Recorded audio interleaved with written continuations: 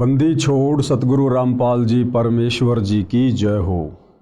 परमपिता परमात्मा सारी सृष्टि के रचनहार कुल मालिक असंख्य ब्रह्मांडों के स्वामी जगत गुरु तीनों लोकों में प्रवेश करके सबका धारण पोषण करने वाले राजाधीराज आत्माधार नाथों के नाथ देवों के देव महादेव सर्वेश्वर महेश्वर मृत्युंजय अजरो अमर आदि अनादि सनातनी प्रभु जगत पिता जगदीश्वर श्री श्री 1008 की उपाधि के वास्तविक अधिकारी अकाल मूरत शब्द स्वरूपी राम वासुदेव सर्वगतम ब्रह्म परम पूज्य प्रथम पूज्य परम संत परम पुरुष परम धनी परम दयालु सत्य कबीर हक्का कबीर अल्लाहु कबीर अल्लाहु अकबर बाखबर अल्लाह ताला जगत के तारणहार जगत के मुक्तिदाता जगत के जगन्नाथ हारे के सहारे हिंदुओं के राम मुसलमानों के अल्लाह सिखों के वाहिगुरु ईसाइयों के मसीह दया के सागर दयानिधि करुणा के सागर करुणानिधि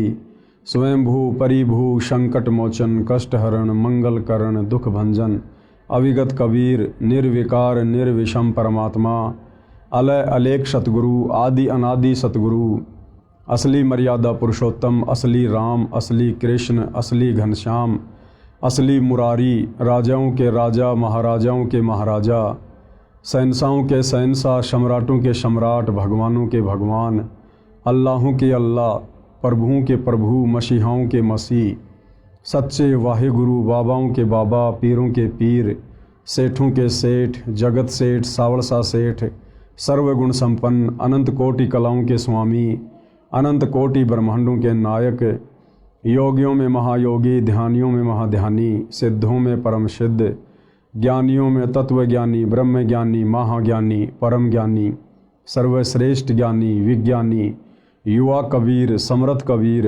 असमवात अमित ओझा सच्चे रहनुमा करीम अल्लाह सुभान अल्लाह दुनिया के अंतिम पैगंबर 8 सितंबर 1951 से गांव धनाना जिला सोनीपत हरियाणा भारतवर्ष की पावन भूमि पे प्रकट रियल कल की भगवान श्री नारायण साकार हरि श्री बाबा साहेब नूर अनंत परमात्मा सच्चे दरवेश सच्चे बाखबर संत श्रोमणी सतगुरु रामपाल जी परमेश्वर जी के चरण कमल में साध संगति से जुड़े हुए देश विदेश से आप और हम सभी सत्सेवक भाई बहनों का अनंत कोटि दंडोत प्रणाम। भाई और बहनों, बहुत बड़ी दया बहुत बड़ी मेहर पूरे विश्व पर परम पूज्य परमेश्वर सतगुरु रामपाल जी की, जिनके कर कमल से लिखित पवित्र पुस्तक हिंदू साहिबान नहीं समझे गीता वेद पुराण, इस पुस्तक के ऊपर वीडियो बनाने की श्रृंखला जारी है। इसी श्रृंखला में आज हमारा ये दूसरे नंबर का वीडियो है और यह पवित्र पुस्तक हिंदू साहिबान नहीं समझे गीता वेद पुराण विशेषकर हिंदू समाज से जुड़े भाई बहनों के लिए वरदान सिद्ध होगी अध्यात्म को जानने और पहचानने के मार्ग में। कल के वीडियो में हमने बहुत सारी बातें जानी, विशेषकर सनातनी पूजा क्या होती है, सनातनी पूजा किसे कहते हैं और सनातनी पूजा सतयुग में कितने समय तक सही रूप से चली और उसके बाद कैसे धीरे धीरे विलुप्त होती चली गई। आगे चलकर वही सनातन धर्म अनेक पंथों में विभाजित हो गया, जातियों और संप्रदायों में विभाजित हो गया और वर्तमान समय में सनातनी पूजा पूरी तरह से लुप्त हो चुकी है और पुनः सनातनी पूजा का उत्थान करने के लिए सतलोक से चलकर स्वयं कबीर साहेब सतगुरु रामपाल जी के नाम से धरती पर प्रकट होकर उसी सनातनी पूजा को पुनः लागू कर रहे हैं और निसंदेह 2028 के बाद वह सनातनी पूजा आदि सनातनी पूजा पूरे विश्व में एक बार पुनः लागू होगी। इसके साथ साथ पूज्य गुरुदेव ने हमें बताया कि चारों वेदों में और गीता जी में भक्ति मार्ग का मोक्ष मार्ग का कंप्लीट ज्ञान नहीं है। उसके लिए हमने सूक्ष्म वेद को आधार बनाना पड़ेगा। सूक्ष्म वेद यानी कबीर परमात्मा स्वयं पृथ्वी पर चलकर संत रूप में जब ज्ञान देते हैं उस ज्ञान को लिपिबद्ध कर लिया जाता है, जिसको कबीर वाणी के नाम से भी जाना जाता है। तो 650 साल पहले कबीर परमात्मा सतलोक से चलकर बनारस के काशी शहर में प्रकट हुए थे। 120 वर्ष तक उन्होंने हम आत्माओं को ज्ञान दिया, तत्व ज्ञान दिया। आगे चलकर एक अच्छी आत्मा आदरणीय धर्मदास जी के माध्यम से उस ज्ञान को कबीर सागर नामक पुस्तक में लिपिबद्ध कर लिया गया, जिसको 5वां वेद सूक्ष्म वेद कहते हैं। लेकिन आगे चलकर धीरे धीरे काल प्रेरणा से, काल के द्वारा भेजे गए संतों ने उस कबीर सागर के ज्ञान में भी मिलावट करनी शुरू कर दी, जिस कारण से कबीर परमेश्वर को पुनः आज से लगभग 300 वर्ष पहले गांव छुडानी, जिला झज्जर, हरियाणा में आदरणीय गरीबदास जी के रूप में प्रकट होना पड़ा। एक सांसारिक जीवन उन्होंने जिया। हालांकि परमात्मा कभी किसी माँ के गर्भ से जन्म लेकर नहीं आता है, लेकिन समर्थ उसको कहते हैं जो कुछ भी लीला कर सकता है। तो हम जीव आत्माओं की चरम दृष्टि को धोखा देते हुए कबीर परमेश्वर स्वयं गरीबदास जी के रूप में प्रकट हुए। उन्होंने एक मुँह बोली माँ बनाई, एक मुँह बोला पिता बनाया, और इस अध्यात्म को पुनः उन्होंने जीवित किया। और अंत में सतलोक जाने से पूर्व उन्होंने 24,000 वाणियों से युक्त एक नए सूक्ष्म वेद सदग्रंथ साहिब की रचना करवाई, जिस सूक्ष्म वेद को आधार बनाकर आज सतगुरु रामपाल जी हम आत्माओं को वह ज्ञान समझा रहे हैं। तो आज की वीडियो में भाई और बहनों हम शुरुआत करेंगे कि आदरणीय गरीबदास जी कौन थे और गरीबदास जी ने जो ज्ञान दिया है उस परमेश्वर के विषय में कि वो परमात्मा कौन है, कैसा है, कहाँ रहता है, कैसे मिलता है। तो इसका प्रमाण हमारे वेदों में, गीता जी में कहाँ कहाँ है। आज हम इन सभी बातों को ध्यानपूर्वक सुनेंगे। तो चलिए शुरू करते हैं गुरुदेव भगवान के आशीर्वाद से। संत गरीबदास जी को 10 वर्ष की आयु में परमात्मा सर्वोपरि लोक सनातन परम धाम यानी सतलोक से आकर गांव छुडानी, जिला झज्जर, हरियाणा में मिले थे। उनकी आत्मा को ऊपर ले गए जहां परमात्मा रहता है।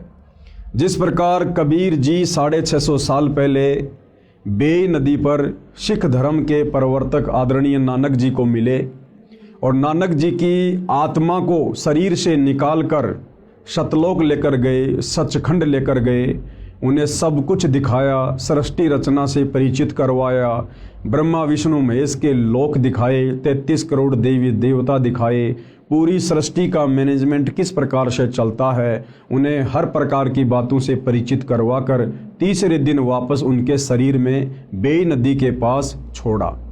ठीक इसी प्रकार वही कबीर परमात्मा अपना डबल रोल करते हुए आप और हम आत्माओं को अध्यात्म ज्ञान समझाते हुए पहले तो गरीबदास जी के रूप में धरती पर शिशु रूप में प्रकट हो जाते हैं, और जब गरीबदास जी के रूप में कबीर परमात्मा 10 वर्ष के होते हैं, उसके बाद अपने दूसरे रूप में जिंदा बाबा वाले रूप में गरीबदास जी को मिलते हैं और सांसारिक लोक दिखावे में गरीबदास जी की आत्मा को निकाल कर सतलोक लेकर जाते हैं।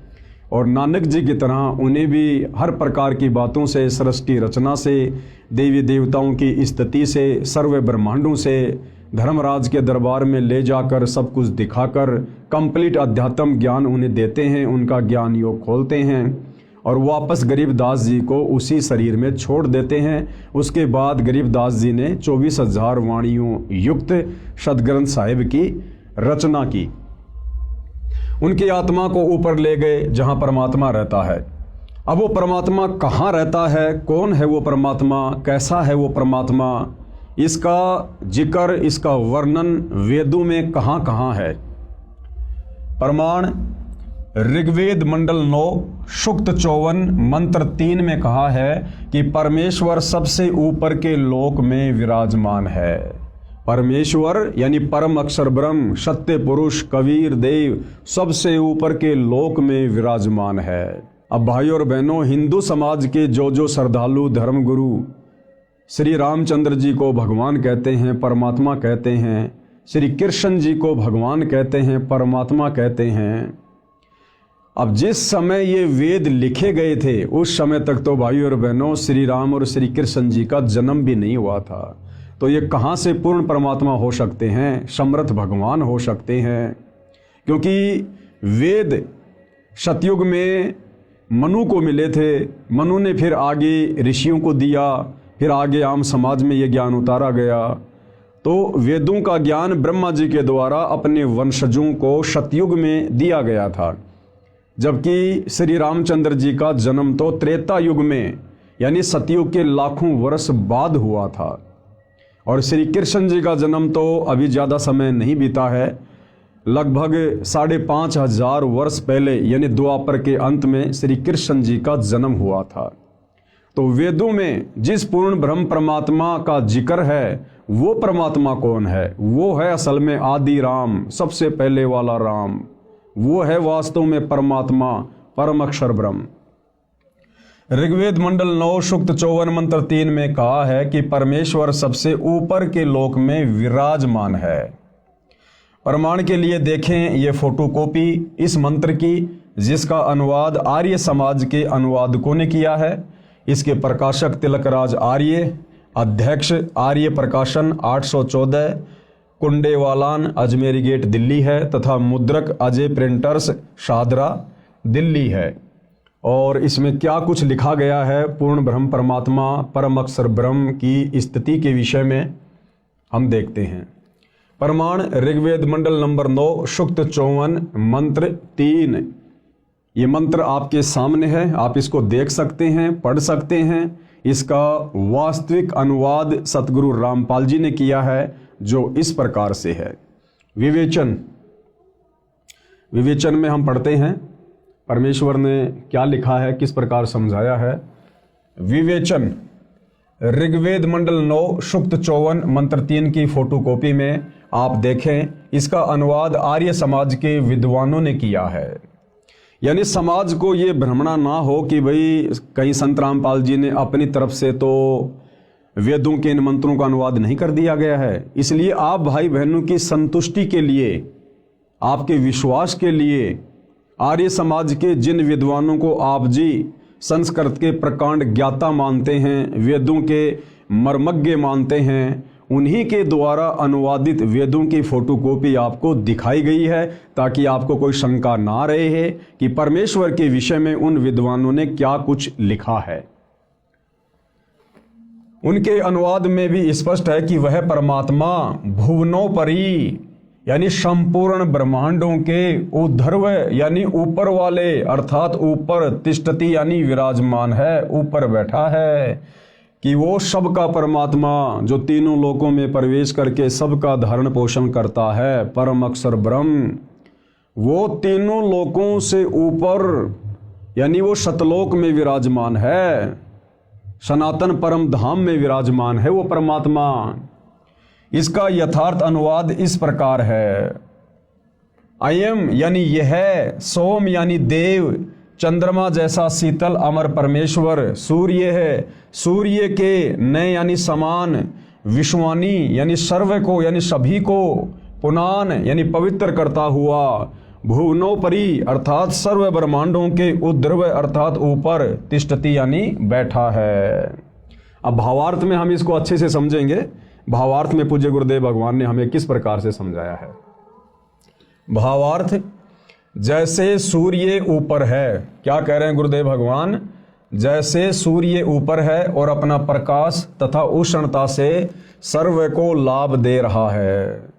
हम सबको पता है कि सूर्य पृथ्वी से करोड़ों किलोमीटर दूर स्थित है, लेकिन सूर्य वहां होते हुए भी पूरी पृथ्वी पर समान रूप से प्रकाश और अपनी उष्णता दे रहा है। इसी प्रकार वो परम अक्षर ब्रह्म, सत्य पुरुष कबीर परमात्मा सबसे ऊपर के लोक में, सनातन परम धाम में, सतलोक में, सचखंड में बैठकर भी अपनी शक्ति से वो परमेश्वर सबका पालन पोषण करता है, सबके कार्य उनके कर्मानुसार सिद्ध करता है। जैसे सूर्य ऊपर है और अपना प्रकाश तथा उष्णता से सभी को लाभ दे रहा है, इसी प्रकार यह अमर परमेश्वर, अमर यानी जिसका कभी विनाश नहीं होता है, कबीर परमेश्वर कभी विनाश में नहीं आते, वे अकाल मूर्त हैं, काल उनको नष्ट नहीं कर सकता। इसी प्रकार यह अमर परमेश्वर जिसका ऊपर के मंत्र में वर्णन किया है, सभी ब्रह्मांडों के ऊपर बैठा है। कबीर परमेश्वर जी ने संत गरीबदास जी को उसी परमेश्वर ने ऊपर ले जाकर पुनः पृथ्वी पर छोड़ा था। उनको मरा हुआ जानकर अंतिम संस्कार के लिए चिता पर रख दिया गया था। ये गरीबदास जी के विषय में एक लंबी कहानी है कि किस प्रकार से गरीबदास जी को मरा हुआ जानकर जब उनकी आत्मा को शरीर से निकालकर जिंदा बाबा के रूप में कबीर परमात्मा सतलोक लेकर गए थे, तो पीछे से गांव वालों ने सोचा कि गरीबदास जी मर चुका है और उनको मरा हुआ जानकर उनके शरीर को चिता पर लेटा दिया था।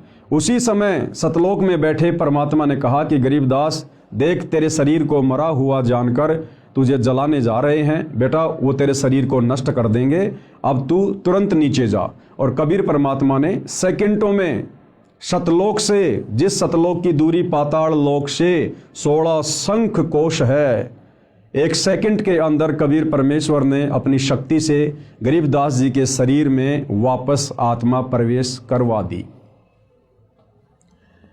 उनको मृतक जानकर अंतिम संस्कार के लिए चिता पर रख दिया था। अचानक जीवित हो गया। फिर 51 वर्ष जीवित रहे, कुल 61 वर्ष जीवित रहे। उनको परमात्मा ने संपूर्ण अध्यात्म ज्ञान यानी तत्व ज्ञान यानी सूक्ष्म वेद यानी 5वां वेद, जो ज्ञान देने के लिए परमात्मा सतलोक से आते हैं, जो मुक्ति का ज्ञान चारों वेदों में नहीं है, गीता जी में नहीं है, वो 5वां वेद सूक्ष्म वेद जिसको तत्व ज्ञान कहते हैं, वो सारा का सारा ज्ञान परमात्मा ने आदरणीय गरीबदास जी के हृदय में प्रवेश कर दिया था और उनका ज्ञान योग खोल दिया था। उनका ज्ञान योग खोल दिया। उसके पश्चात संत गरीबदास जी ने बताया कि कुल का मालिक एक है। भाइयों और बहनों, जिस प्रकार से परमात्मा ने वेद व्यास जी का ज्ञान योग खोल दिया था और वेद व्यास जी ने पहले के युगों में घटित घटनाओं का चित्रण ज्यों का त्यों 18 पुराणों में, गीता जी में, वेदों में और बहुत सारे ग्रंथ लिखकर उन्होंने किया, इसी प्रकार पूर्ण ब्रह्म परमात्मा अक्षर पुरुष कबीर देव ने आदरणीय गरीबदास जी का भी ज्ञान योग खोल दिया था। और आदरणीय गरीबदास जी आज से पहले का और आगे होने वाली घटनाओं का सब कुछ वो जान सकते थे और देख सकते थे।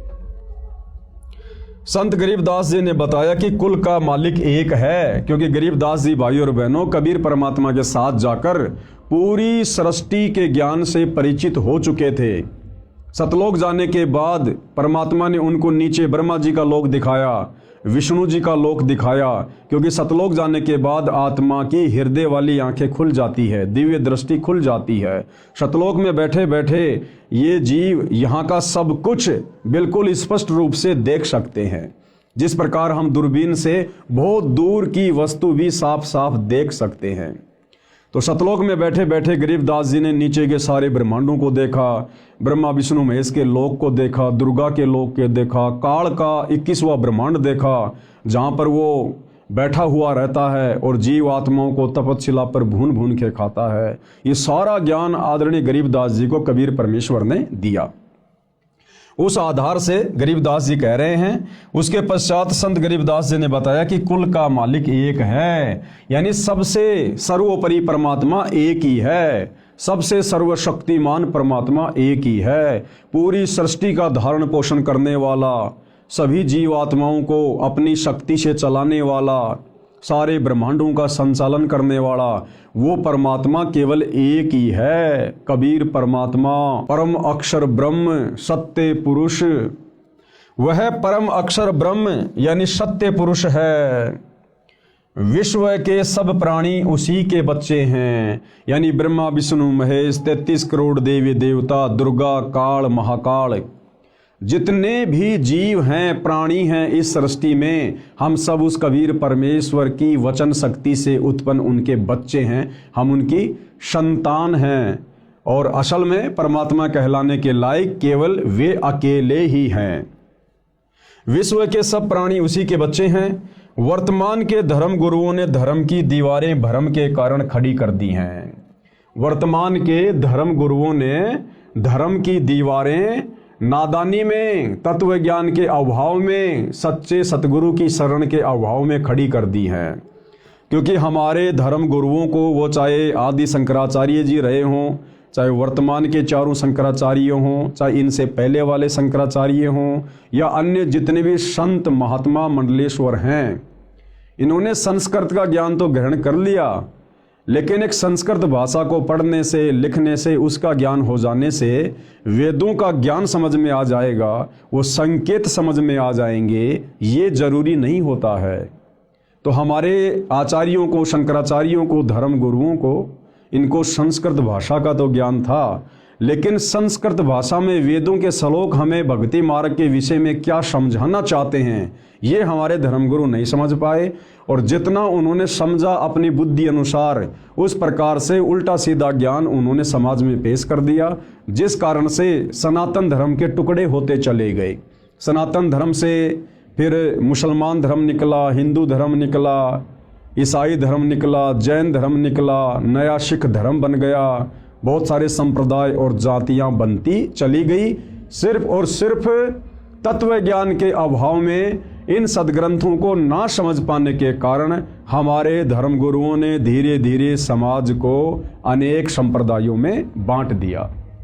अन्यथा आदरणीय गरीबदास जी कह रहे हैं, गरीब वही मोहम्मद, वही महादेव, वही आदम, वही ब्रह्मा, गरीबदास दूसरा कोई नहीं, देख आपने घर मां।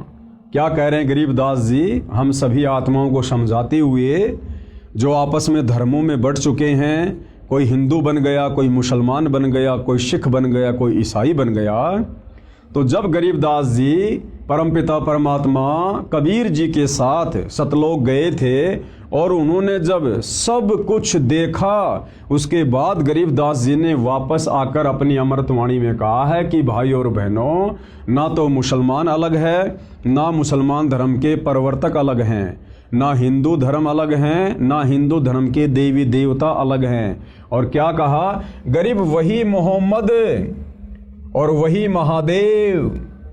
गरीबदास जी कह रहे हैं कि मुसलमान धर्म के प्रवर्तक हजरत मोहम्मद, ये कौन थे, ये कहाँ से आए थे? कह रहे हैं कि ये शंकर जी के गण थे। हजरत मोहम्मद वाली आत्मा, ये महादेव यानी शंकर जी के लोक से आए थे, और वही आदम, वही ब्रह्मा। और मुसलमान धर्म जिसे इंसानों का बाप कहते हैं, बाबा आदम, गरीबदास जी कह रहे हैं कि वो बाबा आदम, वो ब्रह्मा जी के लोक से आए थे। वो ब्रह्मा जी के लोक में वो एक गण थे और ब्रह्मा जी ने उनको नीचे भेजा था। यानी कोई हिंदू मुसलमान अलग अलग नहीं है। ये तो हमारे धर्म गुरुओं की नादानी के कारण है, मुसलमान धर्म गुरुओं की नादानी के कारण, हिंदू धर्म गुरुओं की नादानी के कारण, जो इन शास्त्रों को ठीक से समझ नहीं पाए और सच्चा ज्ञान समाज में पेश नहीं कर पाए। फिर हम लोगों ने अपने आप को भिन्न भिन्न समझ लिया। तो गरीबदास जी कह रहे हैं कि मोहम्मद कहो चाहे महादेव कहो, एक ही बात है। यानी महादेव के लोक से हजरत मोहम्मद जी आए थे, और आदम कहो चाहे ब्रह्मा जी कहो, एक ही बात है। क्यों? क्योंकि ब्रह्मा जी के लोक से बाबा आदम की आत्मा आई थी। और कह रहे हैं गरीबदास दूसरा कोई नहीं, देख अपने घर मां। गरीबदास जी कह रहे हैं कि जो सत भक्ति मुझे कबीर परमात्मा ने प्रदान की, तुम भी वही भक्ति करो सच्चे सतगुरु से लेकर। और जब तुम सत भक्ति करोगे मर्यादा में रह के, परमात्मा तुम्हारी दिव्य दृष्टि खोलेगा और तुम्हें फिर दूध का दूध और पानी का पानी हो जाएगा। जब हम इस शरीर से भक्ति करना शुरू करेंगे, परमात्मा इसी शरीर में दिखा देंगे ऊपर के लोकों की सारी रचना संरचना, वहाँ की व्यवस्था। हमें वास्तविक उस आदि सनातन पंथ का पुनः ज्ञान होगा। अर्थात संत गरीबदास जी ने कहा है कि हजरत मोहम्मद जी शिव लोक से आई आत्मा थे, इसलिए मुसलमान धर्म का प्रवर्तक भी परमात्मा शिव की खास आत्मा है। भाई और बहनों, यहाँ शिव जी के लिए गरीबदास जी ने परमात्मा शब्द का प्रयोग किया है, क्योंकि ये ब्रह्मा विष्णु महेश, ये एक ब्रह्मांड में 3 लोकों के स्वामी हैं। आप इनको 3 लोकों के यानी पृथ्वी, पाताल और स्वर्ग, इन लोकों के परमात्मा भी कह सकते हैं, इनको भगवान भी कह सकते हैं, इनको साहिब भी कह सकते हैं, परंतु ये सारी सृष्टि के परमात्मा नहीं है। जिस प्रकार हम एक थानेदार को भी साहिब शब्द से संबोधित करते हैं, हम डीआईजी को भी साहिब कहते हैं, फिर प्रधानमंत्री और राष्ट्रपति को भी हम साहिब शब्द से संबोधित करते हैं। लेकिन उनकी शक्ति में कितना अंतर हैं सभी साहिब अपने अपने क्षेत्र के, लेकिन उनकी शक्तियों में दिन और रात का अंतर है। इसी प्रकार ब्रह्मा विष्णु महेश को भी कहीं कहीं पर परमात्मा की संज्ञा दी गई है, भगवान की संज्ञा दी गई है, परंतु ये ब्रह्मा विष्णु महेश जी उस परमात्मा की श्रेणी में नहीं है, उस भगवान की श्रेणी में नहीं है जो वास्तव में सारी सृष्टि का संचालन करता है, जो वास्तव में पूरे ब्रह्मांड की आत्माओं का धारण पोषण करता है। इसलिए मुसलमान धर्म का प्रवर्तक भी परमात्मा शिव की खास आत्मा है। बाबा आदम के विषय में कहा जाता है कि ये ब्रह्मा जी के लोक से नीचे आए थे, इसलिए ब्रह्मा जी व आदम जी का मूल निवास स्थान एक ही है। यदि मेरी बात पर विश्वास नहीं होता है, गरीबदास जी कह रहे हैं, अगर आपको मेरी बातों पर विश्वास नहीं है तो अपने घर यानी शरीर रूपी महल में मेरी बताई साधना करके देखो। गरीबदास जी कह रहे हैं कि भैया मैं जो साधना तुम्हें बता रहा हूं कबीर परमात्मा के द्वारा बताई गई, आप भी उसी साधना को मर्यादा में रह के करो, आपको भी स्पष्ट रूप से दिखाई देगा और आपकी सारी संशय समाप्त हो जाएंगी, आपकी दिव्य दृष्टि खुल जाएगी, यानी अध्यात्म को समझने की दृष्टि परमात्मा के आशीर्वाद से खुल जाएगी। फिर आपको विश्वास हो जाएगा कि विश्व के सभी मानव एक परमपिता की संतान है। उसके बाद भाई और बहनों हमारी भक्ति शुरू होती है। यदि हम धर्मों में बटे रहेंगे, जातियों में बटे रहेंगे, वर्णों में बटे रहेंगे और एक दूसरे को अपना शत्रु दुश्मन मानकर अगर हम इस दृष्टिकोण से चलने की कोशिश करेंगे तो हम भक्ति मार्ग पर कभी भी सफल नहीं हो सकते। हमने सबसे पहले उस एक परमपिता परमेश्वर को जानना पड़ेगा, पहचानना पड़ेगा, उनके विधान को, उनके संविधान को जानना पड़ेगा। उसके बाद हम निर्विरोध रूप से ये भक्ति कर सकते हैं, निसंशय होकर हम ये भक्ति कर सकते हैं। अन्यथा हमेशा हमारे मन में काल प्रेरणा से शंकाओं के बीज पनपते ही रहेंगे। विचार करो, मुसलमान धर्म की शुरुआत यानी स्टार्टिंग हजरत ईसा जी के जन्म से लगभग 450 वर्ष पश्चात हुई है, यानी आज से लगभग 2500 वर्ष पहले ईसाई धर्म के प्रवर्तक हजरत ईसा जी का जन्म हुआ था और हजरत ईसा के जन्म के लगभग 450 वर्ष बाद मुसलमान धर्म के प्रवर्तक हजरत मोहम्मद जी का जन्म हुआ था। उसके बाद इस्लाम धर्म की शुरुआत हुई थी। आदि शंकराचार्य जी का जन्म ईसा जी से 508 वर्ष पहले हुआ था और जो आदि शंकराचार्य थे उनका जन्म ईसाई धर्म के प्रवर्तक हजरत ईसा जी से लगभग 508 वर्ष पहले हुआ था और आदि शंकराचार्य जी ने ही हिंदू धर्म की नींव डाली थी। आदि शंकराचार्य जी का जन्म ईसा जी से 508 वर्ष पहले हुआ, जिसने सनातन धर्म यानी पंथ को हिंदू नाम भी दिया। आदि शंकराचार्य ने देवी देवताओं की पूजा का विधान बताकर, जो देवी देवताओं की पूजा शास्त्रों के विरुद्ध है, उन्होंने उसी सनातन धर्म को हिंदू धर्म का नाम दिया। सनातन धर्म यानी हिंदू नाम भी दिया। मूर्ति पूजा, देवी देवताओं की पूजा पर आधारित कर दिया। आदि शंकराचार्य जी से पहले कोई भी व्यक्ति मूर्ति पूजा नहीं किया करता था, पाखंड पूजा नहीं किया करता था, देवी देवताओं की पूजा नहीं हुआ करती थी। केवल वेदों के अनुसार एक ब्रह्म का ओम मंत्र जाप किया करते थे। लेकिन आदि शंकराचार्य जी ने सनातन धर्म यानी उस पंथ को फिर हिंदू नाम भी दिया और मूर्ति पूजा, देवी देवताओं की पूजा पर समाज को आधारित कर दिया। सनातन धर्म सतयुग से चला आ रहा है, इसलिए हजरत ईसा जी, हजरत मूसा जी, हजरत आदम जी तथा हजरत मोहम्मद जी के जीव पहले सनातनी थे। सनातन धर्म सतयुग से चलता हुआ आ रहा है। सतयुग से कैसे? यानी हमारे जितने भी पूर्वज थे वो सभी वेदों के अनुसार साधना किया करते थे, धर्म कर्म किया करते थे। और जो व्यक्ति वेदों के अनुसार साधना करते हैं उनको सनातनी कहते हैं, सनातनी। तो ये जो सनातनी पूजा है ये सतयुग से चलती हुई आ रही थी। और हजरत मोहम्मद जी, हजरत ईसा जी, आदि शंकराचार्य जी, बाबा आदम जी, इन सभी जीवों की आत्माएं पहले के युगों में भी थी, क्योंकि जब तक हमारा पूर्णतया मोक्ष नहीं हो जाता है तब तक आत्मा शरीर धारण करती रहती है, कभी मनुष्य का तो कभी 84 लाख योनियों में पशु और पक्षियों का। तो गुरुदेव भगवान कहना ये चाह रहे हैं कि नादान आत्माओं, ये सनातनी पूजा, ये सनातन धर्म सतयुग से चलता हुआ आ रहा है। और इस सनातन धर्म के टुकड़े हुए आदि शंकराचार्य के बाद लगभग आज से 3200 साल पहले आदि शंकराचार्य जी का जन्म हुआ। उसके बाद हिंदू धर्म बना, उसके बाद ईसाई धर्म बना, उसके बाद मुसलमान धर्म बना, उसके बाद जैन और सिख धर्म बना। लेकिन आज से 3200 साल पहले यदि हम नज़र डालें तो केवल सनातनी पूजा हुआ करती थी, वेदों के अनुसार साधना हुआ करती थी। और 3200 साल पहले ना कोई हिंदू धर्म था, ना कोई मुसलमान धर्म था, ना कोई सिख था, ना कोई ईसाई था, ना कोई जैनी, ना कोई यहूदी, ना कोई मंगोली।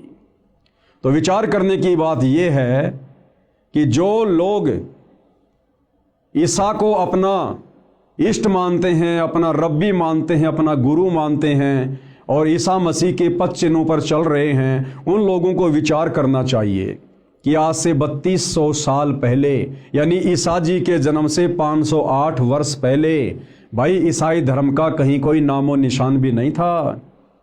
और ईसा जी के उससे पहले भी मनुष्य जन्म होते हुए आ रहे हैं सतयुग से। तो आज से पहले ईसा जी कौन थे? सनातनी थे। इसी प्रकार मुसलमान धर्म के लोग हजरत मोहम्मद जी को अपने धर्म का प्रवर्तक मानते हैं। तो मुसलमान धर्म के व्यक्तियों को विचार करना चाहिए कि मुसलमान धर्म की शुरुआत तो लगभग 1400-1500 वर्ष पहले हुई है। और उससे पहले जो भी व्यक्ति थे, जो भी हमारे पूर्वज थे या मुसलमानों के पूर्वज थे, वो सभी सनातनी थे, वेदों के अनुसार साधना किया करते थे। 3200 साल पहले कोई मुसलमान धर्म नहीं था। तो सबको विचार करना चाहिए कि हम सब एक परमपिता परमात्मा के बच्चे हैं। हम सबका एक ही धर्म है, मानव धर्म, जिसके अंदर इंसानियत है, मानवता है, वो व्यक्ति धार्मिक है। और हमारी कोई जाति नहीं है, हम सब जीव हैं, जीव।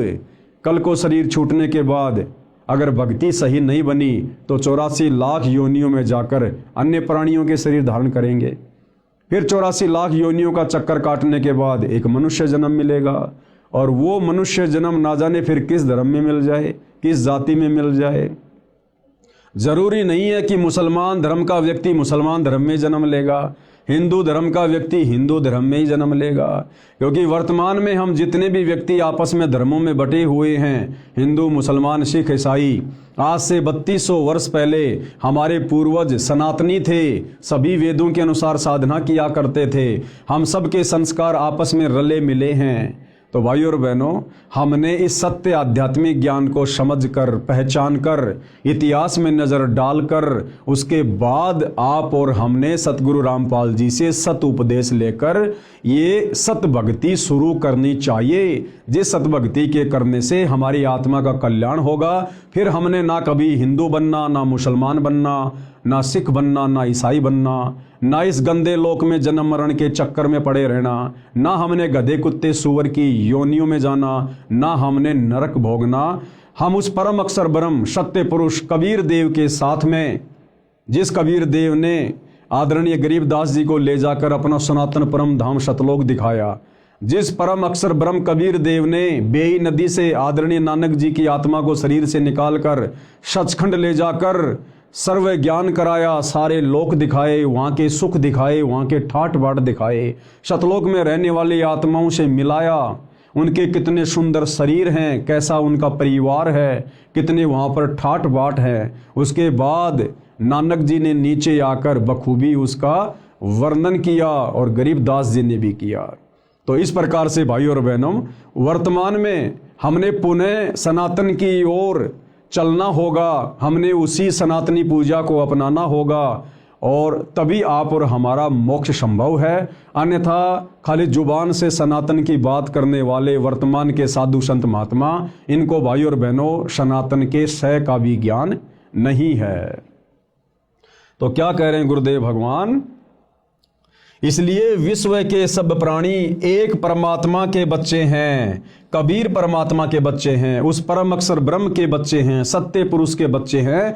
हम जितनी भी आत्माएं हैं, ब्रह्मा विष्णु महेश से लेकर गधे कुत्ते सूअर, हम इंसान, हम सब उसी एक परमपिता परमेश्वर के बच्चे हैं।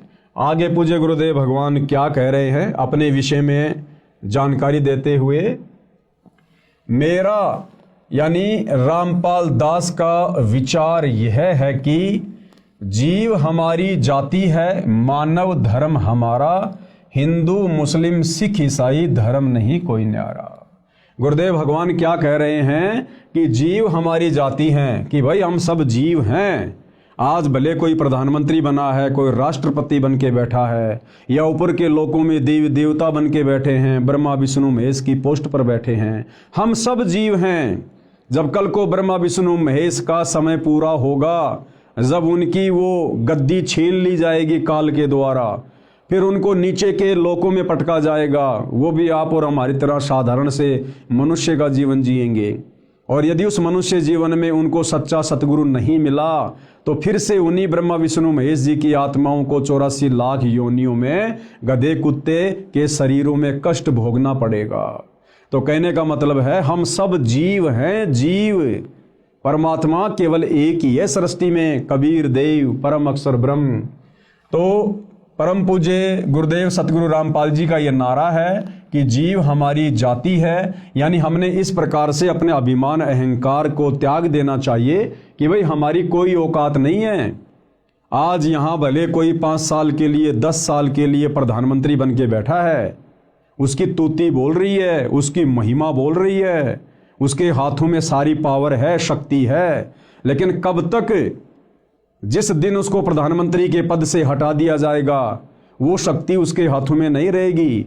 और जिस दिन उसका शरीर छूट जाएगा, उसकी मृत्यु हो जाएगी, फिर यम के दूत उसकी गर्दन पकड़ कर लेके जाएंगे, यदि उस प्रधानमंत्री ने सच्चा सतगुरु बनाकर सत भक्ति नहीं की तो। और फिर वो जीव संज्ञा में आ जाएगा, फिर उसको नरक भी भोगना पड़ेगा, उसको 84 लाख योनियों में पशु पक्षियों के जन्म भी भोगने पड़ेंगे। इसलिए गुरुदेव कहते हैं कि अजीव ने कभी भी अभिमान नहीं करना चाहिए। जीव हमारी जाति है और मानव धर्म हमारा, और जिसके अंदर नेक नीति है, मानवता है, इंसानियत है, दया धर्म है, कहते हैं यही सबसे बड़ा धर्म है। ये हिंदू मुस्लिम सिख ईसाई ये कोई धर्म नहीं है, ये तो हमारे धार्मिक गुरुओं की नादानी के कारण आपस में समाज बटा हुआ है और हमने एक दूसरे को अपना शत्रु मान लिया है। हिंदू मुस्लिम सिख ईसाई धर्म नहीं कोई न्यारा।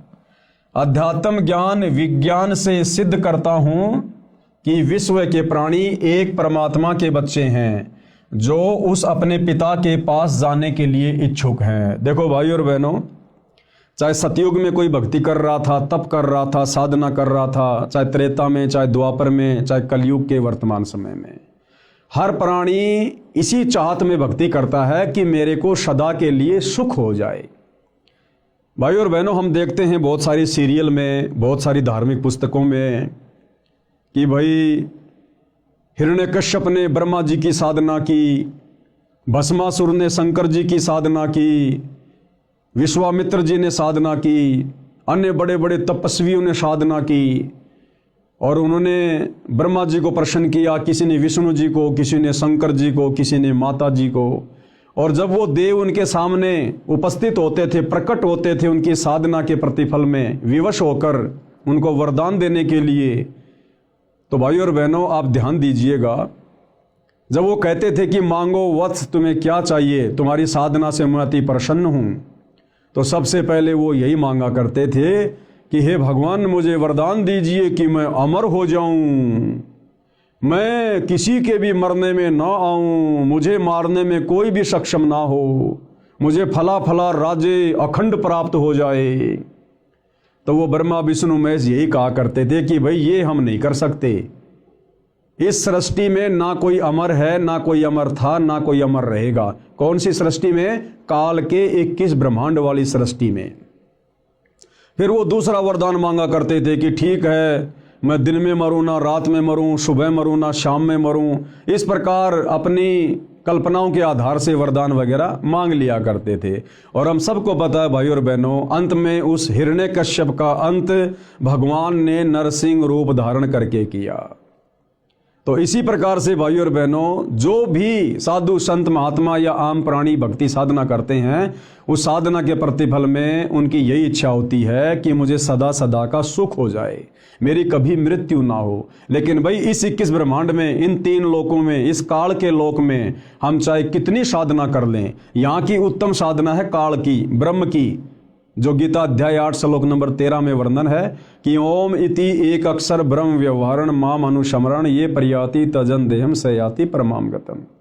गीता का ज्ञान देने वाला भगवान ये ब्रह्म कह रहा है कि भाई मैं तो ब्रह्म लोक में रहता हूँ, और मेरी साधना करने वाला ओम नाम के साथ में वो ब्रह्म लोक में आ जाता है।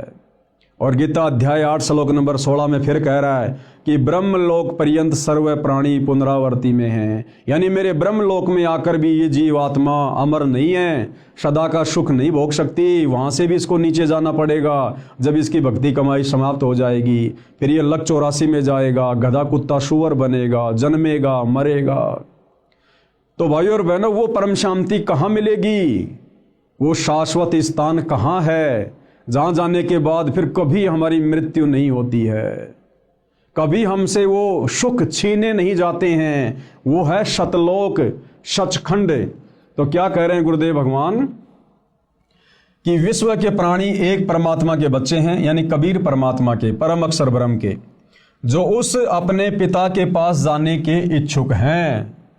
उसी के पास जाने के लिए भिन्न भिन्न भक्ति के उपाय कर रहे हैं। कोई मंदिर में जाता है, कोई मस्जिद में जाता है, कोई चर्च में, कोई गुरुद्वारे में।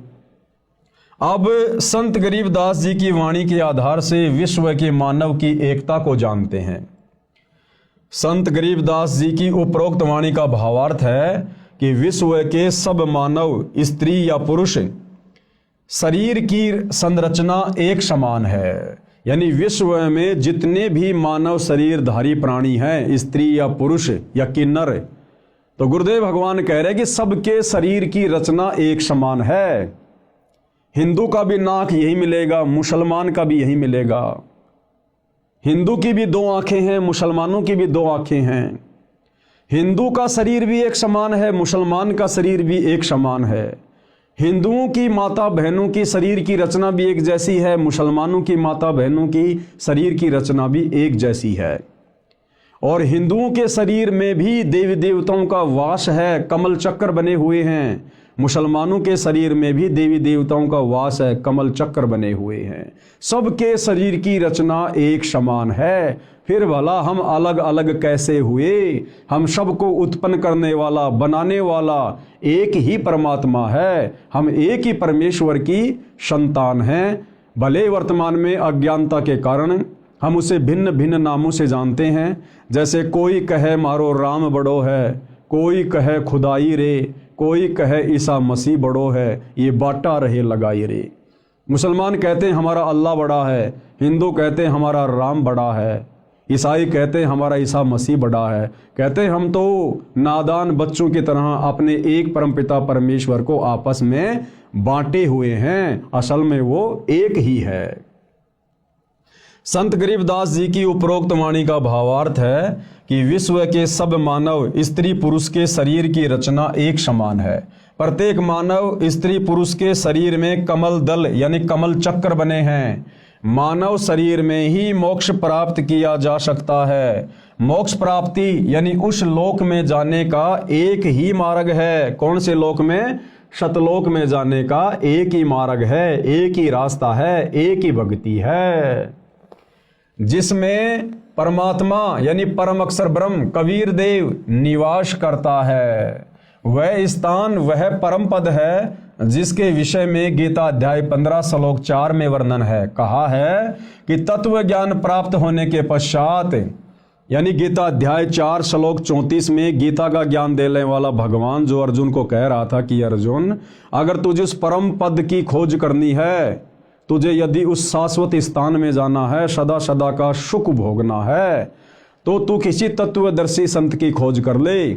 उस तत्वदर्शी संत को प्रसन्न कर, उसको दंडवत कर, उसके बाद वो तत्वदर्शी संत तुझे तत्व ज्ञान का उपदेश करेगा।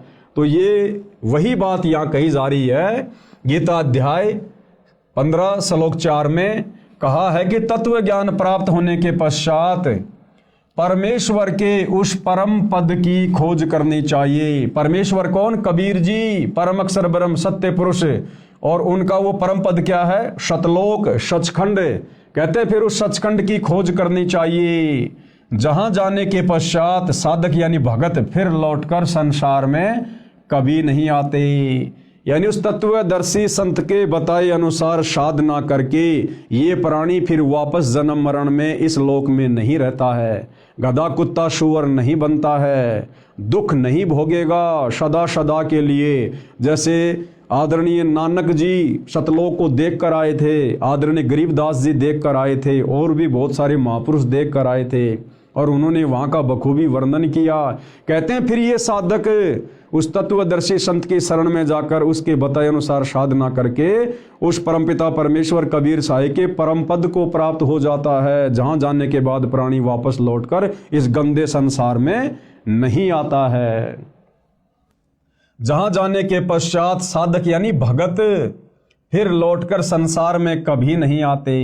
जिस परमेश्वर से संसार रूप वृक्ष की प्रवृत्ति विस्तार को प्राप्त हुई है, यानी जिसने सृष्टि की उत्पत्ति की है, जो सबका धारण पोषण करने वाला है, उसकी भक्ति करो। जो ब्रह्मा विष्णु महेश का भी धारण पोषण करता है, 33 करोड़ देवी देवताओं का भी धारण पोषण करता है, सृष्टि के प्रत्येक प्राणी का धारण पोषण करता है। कहते हैं तत्वदर्शी संत को गुरु धारण करके उस परमेश्वर की भक्ति करो। तो भाइयों और बहनों, वो परमात्मा परम अक्षर ब्रह्म सत्य पुरुष कबीर देव स्वयं ही अपना ज्ञान बताने के लिए तत्वदर्शी संत की भूमिका करने के लिए पृथ्वी पर एक मनुष्य के रूप में प्रकट होता है, एक संत रूप में, सतगुरु रूप में।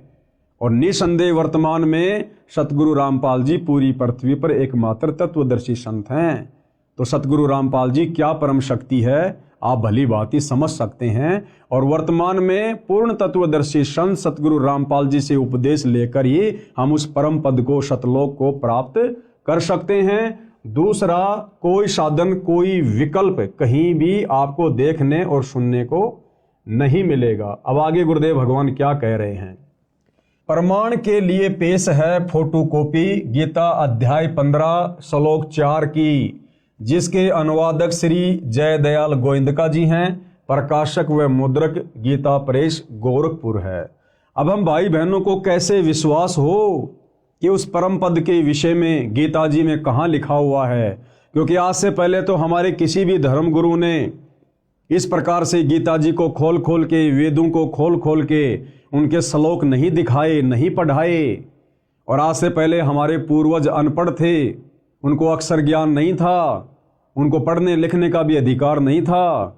और जितने भी हमारे सदग्रंथ थे ये सारे के सारे संस्कृत भाषा में थे, जिस कारण से हमारे पूर्वज इनको समझ भी नहीं सकते थे। तो जैसा हमारे धर्म गुरुओं ने हमारे को धर्म के विषय में बताया, गीता जी के विषय में बताया, वेदों के अंदर क्या ज्ञान है हमें जैसा भी बता दिया गया, हमारे पूर्वजों ने सहर्ष स्वीकार कर लिया।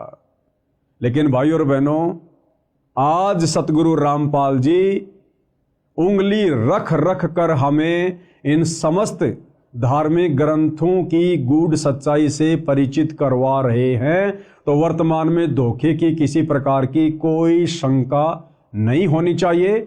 और बुद्धिमान समाज ने भी अपनी आंखों से इन समस्त प्रमाणों को देखकर, सबूतों को देखकर, जो हमारे ही धर्म की पवित्र पुस्तकों में वर्णित है, आप और हमने इस सच्चाई को फिर स्वीकार भी करना चाहिए अपनी आत्मा के कल्याण के लिए। तो गीता अध्याय 15 श्लोक 4 हमें क्या ज्ञान दे रहा है, ये गीता प्रेस गोरखपुर से प्रकाशित है और इसके अनुवादक जयदयाल गोविंदका जी हैं। और इसमें क्या कुछ लिखा है भाई और बहनों, हम ध्यान से इस श्लोक को पढ़ते हैं पूज्य गुरुदेव जी के आशीर्वाद से। तो भाई और बहनों, ये श्लोक लिखा हुआ है, आपकी आंखों के सामने है। यदि आपके पास में गीता जी है तो आप जी मिलान कर सकते हैं। जयदयाल गोविंदका जी ने संस्कृत के सामने हिंदी में अनुवाद किया है, आपकी आंखों के सामने है। उसके पश्चात उस परम पद रूप परमेश्वर को भली भांति खोजना चाहिए, जिसमें गए हुए पुरुष फिर लौटकर संसार में नहीं आते, और जिस परमेश्वर से इस पुरातन संसार वृक्ष की प्रवृत्ति विस्तार को प्राप्त हुई है, उसी आदि पुरुष नारायण के मैं शरण हूं। देखो भाई और बहनों, गीता जी का ज्ञान देने वाला भगवान, जिसको पूरा हिंदू समाज भगवान मान चुका था, परमात्मा मान चुका था, गीता का ज्ञान देने वाला भगवान अर्जुन से खुद कह रहा कि अर्जुन मैं भी उसी की शरण में हूं। यानी हम भाई बहन तो अनजाने में गीता का ज्ञान देने वाले भगवान की शरण को उत्तम शरण मान कर बैठे हुए थे, लेकिन गीता जी का ज्ञान देने वाला भगवान तो कह रहा कि अर्जुन, जिस परमपिता परमेश्वर ने इस संसार रूपी वृक्ष की प्रवृत्ति को पैदा किया है, बनाया है सृष्टि को, कहते मैं भी उसी आदि नारायण की शरण में हूं। आदि नारायण यानी सबसे पहले वाला परमात्मा, जिसने सृष्टि बनाई, जिससे पहले कुछ भी नहीं था। कहते उसी आदि पुरुष नारायण के मैं शरण हूं। इस प्रकार दृढ़ निश्चय करके उस परमेश्वर का मनन और नित्य ध्यान करना चाहिए। यानी गीता का ज्ञान देने वाला भगवान भी उसी परमपिता परमात्मा अक्षर पुरुष सत्य पुरुष कबीर देव की भक्ति करने की सलाह दे रहा है। अब आगे क्या कुछ लिखा हुआ है भाई और बहनों, पढ़ते हैं पूज्य गुरुदेव जी के आशीर्वाद से। शरीर में बने कमलों की जानकारी, यानी शरीर चाहे हिंदू का हो, चाहे मुसलमान का, सिख का, चाहे ईसाई का, सबके शरीर की रचना एक समान है, क्योंकि हम सब एक ही परमपिता परमेश्वर के बच्चे हैं। और हमारे शरीर में कमल दल, कमल चक्कर कहाँ कहाँ हैं, किन किन देवताओं का उनमें वास है, पूज्य गुरुदेव भगवान के आशीर्वाद से हम जानकारी प्राप्त करते हैं। परम अक्षर ब्रह्म यानी सबके मालिक के परम धाम स्थान में जाने का एक मार्ग है, यानी सतलोक में जाने का केवल एक ही भक्ति मार्ग है, जो उस तत्वदर्शी संत के पास है। और वो तत्वदर्शी संत वर्तमान में धरती पर सतगुरु रामपाल जी हैं, जो मानव शरीर में बने कमल चक्रों से होकर गुजरता है, अन्य कोई मार्ग नहीं है। यानी सतगुरु रामपाल जी इस पूरे विश्व में एकमात्र हमें वो सत भक्ति प्रदान करने के लिए आए हैं, जिससे हमारे शरीर में बने कमल चक्र खुलेंगे, और इनके खुलने के बाद ही हमारी आत्मा अंतिम समय में जब शरीर छोड़ेगी तो उन्हीं कमल चक्रों में से होकर त्रिकुटी पर जाएगी, उस परम अक्षर ब्रह्म के परम धाम को जाएगी, सतलोक को जाएगी। दूसरा कोई मार्ग नहीं है, अन्य कोई मार्ग नहीं है। ये कमल चक्कर मानव शरीर में रीढ़ की हड्डी के साथ साथ अंदर की ओर स्थान स्थान पर बने हैं, जिनकी स्थिति समझने के लिए कृपया मानव चित्र को देखिएगा। अब वो कमल चक्कर का यहाँ पर एक फोटो बनाकर हमें समझाया गया है। तो भाइयों और बहनों, ये फोटोकॉपी है। हिंदू, मुसलमान, सिख, ईसाई यानी पूरे विश्व के जितने भी मानव शरीरधारी प्राणी हैं, स्त्री या पुरुष, उन सब के शरीर की रचना सेम टू सेम है। सभी के शरीर के कमल चक्र में इन देवी देवताओं का वास है, जिनके नाम, गांव, पते सब कुछ इनके आगे लिखे हुए हैं। कौन से चक्र में कौन से देवता का वास है, कौन से दल में कौन से देवता का वास है। शरीर पिंड में बने कमल चक्रों के चित्र। अब हम इसको आगे पढ़ते हैं। आप देख रहे हैं यह चित्र, इसमें प्रत्येक कमल की स्थिति स्पष्ट की है। प्रत्येक कमल में प्रवेश द्वार है जो बंद रहता है। ये कमल चक्कर केवल सतगुरु रामपाल जी की सत भक्ति करने वाले भक्तों के ही खुलते हैं। अन्य किसी भी विधि से, किसी भी भक्ति से आप चाहे लाख वर्ष मनमुखी जाप कर लो, राधे राधे श्याम का जाप कर लो, ओम नमो भागवते वासुदेवाय का जाप कर लो, कावड़ ले आओ, पैदल यात्रा कर लो, हिमालय की गुफाओं में चले जाओ, किसी भी यत्न और प्रयत्न से मानव शरीर में बने कमल चक्र नहीं खुलते, जिन कमल चक्रों से अंत में हमारी आत्मा उस परम धाम को जाती है। इस प्रकार की स्थिति प्रत्येक मानव स्त्री पुरुष के शरीर में है। सब कमल चक्र बंकनाल एक टेढ़ी मेढ़ी नाड़ी से जुड़े हैं। वह पाइप यानी नलकी की तरह हैं, जिसको बंकनाल कहा जाता है। उसमें कमलों के द्वारों से अन्य कोई प्रवेश द्वार नहीं है। जीवात्मा हृदय कमल में रहता है। जो सत्य भक्ति करता है वह परायण काल में यानी शरीर छोड़ने के बाद यानी संसार से जाने के समय हृदय कमल से मूल कमल में आता है, वहाँ से ऊपर को चलता है। उसकी सारे जीवन की भक्ति की शक्ति से सब कमल चक्कर खुले होते हैं। वह निर्बाध अपने इष्ट धाम में चला जाता है। जिस प्रकार भाई और बहनों हम गाड़ी लेकर टोल टैक्स पार करने की कोशिश करते हैं, और भाई और बहनों जिसकी गाड़ी पर फास्ट टैग लगा हुआ है और जिसके फास्ट टैग में पैसे हैं, उस टोल टैक्स पर जाते ही ऑटोमेटिक वहाँ का बैरियर हट जाता है और गाड़ी टोल टैक्स को पार कर जाती है। इसी प्रकार शरीर छोड़ते समय जिन आत्माओं के कमल चक्कर खुले होंगे वही आत्माएं उस परम अक्षर ब्रह्म के शतलोक को प्राप्त होगी। बाकी यही गधे कुत्ते सुअर बनते रहेंगे, नरक में स्वर्ग में धक्के खाते रहेंगे, 84 लाख योनियों में भटकते भरमते रहेंगे। तो ये कमल चक्कर खोलने की सतभक्ति वर्तमान में केवल सतगुरु रामपाल जी के पास है, केवल सतगुरु रामपाल जी के पास में। और आगे पूज्य गुरुदेव भगवान हमें क्या बता रहे हैं विशेष, जैसे टीवी यानी टेलीविजन में चैनल बने होते हैं, जो कार्यक्रम टीवी पर देखा जाता है वह वास्तव में कहीं अन्य स्थान पर हो रहा होता है। जिस प्रकार बहुत सारे भाई बहन क्रिकेट का मैच देखते हैं अपने घरों में बैठकर। भाई और बहनों क्रिकेट का मैच हो रहा है दुबई में और हिंदुस्तान वाले सेम टाइम अपने घर पर टीवी में देख रहे हैं। इसी प्रकार ये ब्रह्मा विष्णु महेश जी अपने अपने लोकों में ऊपर हैं, लेकिन उनकी शक्ति हमारे शरीर में बने इन कमल चक्रों में समाई रहती है। उनकी जो तरंगे हैं, उनकी जो वो गुण हैं, उनकी जो पावर है वो वहाँ से हमारे को प्रभावित करती रहती है। तो इसी प्रकार गुरुदेव भगवान ने हमें टीवी का उदाहरण देकर समझाना चाहा है। जैसे टीवी यानी टेलीविजन में चैनल बने होते हैं, जो कार्यक्रम टीवी पर देखा जाता है वह वास्तव में कहीं अन्य स्थान पर हो रहा होता है, वह चैनल पर दिखाई देता है। इसी प्रकार निम्न देव व परमात्मा अपने अपने लोकों में रहते हैं, यानी हमारे शरीर में बने हुए कमलों में जो देवी देवता विराजमान हैं वो वास्तव में अपने ऊपर के लोकों में हैं, अपने यथा स्थान पर हैं।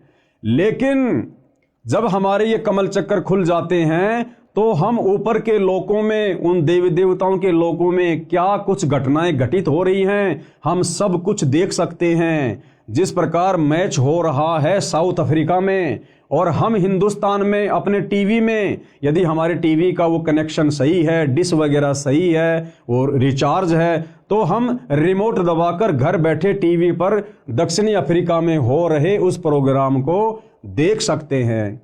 तो हमारे शरीर में जो कमल चक्र हैं और उनमें जिन जिन देवी देवताओं का वास है, यानी स्वाद चक्र में ब्रह्मा और शावत्री जी का वास है, और मूल कमल में श्री गणेश जी का वास है, और नाभि कमल में श्री विष्णु जी और लक्ष्मी जी का वास है, कंठ कमल में श्री दुर्गा जी का वास है, हृदय कमल में शंकर और पार्वती जी का वास है। और जब हमें सच्चे सतगुरु से, तत्वदर्शी संत से इन कमल चक्रों को खोलने की सतभक्ति प्राप्त हो जाती है तो भाई और बहनों हम खुली आंखों से सब कुछ वो नज़ारा देख सकते हैं। इसीलिए तो आदरणीय गरीबदास जी ने पहले अपनी वाणी में कहा था कि वही मोहम्मद, वही महादेव, वही आदम, वही ब्रह्मा, और दास गरीब दूसरा कोई नहीं, देख आपने घर मां।